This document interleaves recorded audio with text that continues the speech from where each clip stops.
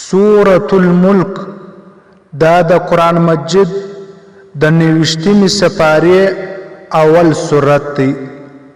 په احادیثو کې د دې سورت ډیر نمونه ثابت دي.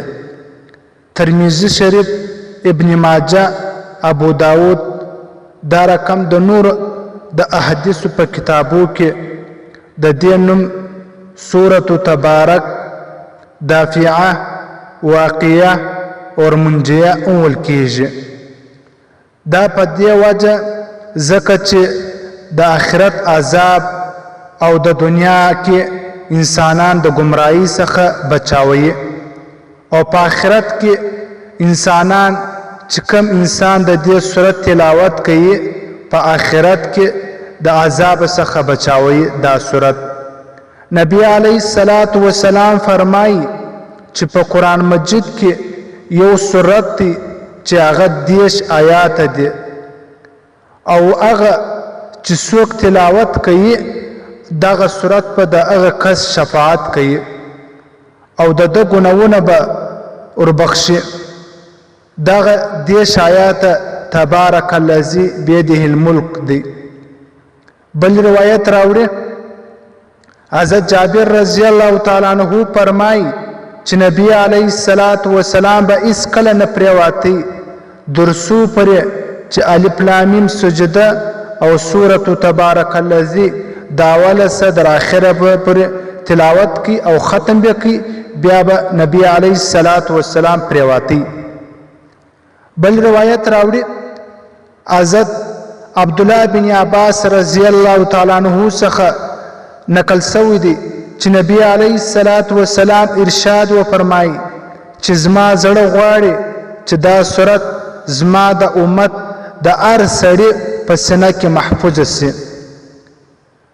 حضرت اکرمه رضی الله تعالی عنہ بیان دی چې حضرت عبدالله بن عباس رضی الله تعالی عنہ یو سړي ته وویل چې زما زړه غواړي تا ته یو حدیث تحفه کې نه درکم او هغه سره ته خوشحاله سي.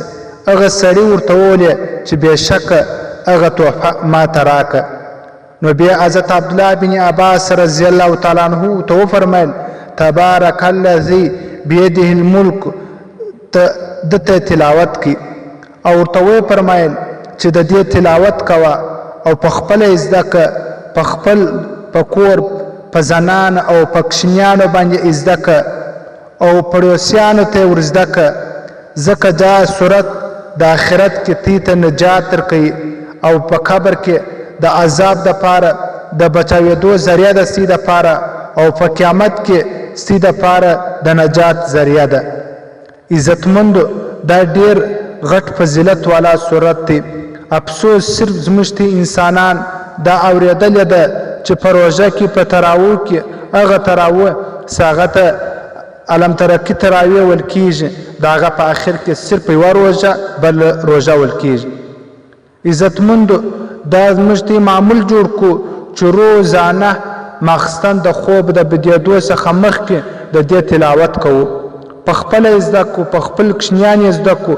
صرف 10 آیات دي چې د ورځې یو سورت یو آیات زده کوي، دا 10 آیات به په یوه میاشت کې پوره کېږي. نو الله جل جلاله د پر دې خبرو د عمل کول توفیق راکړي.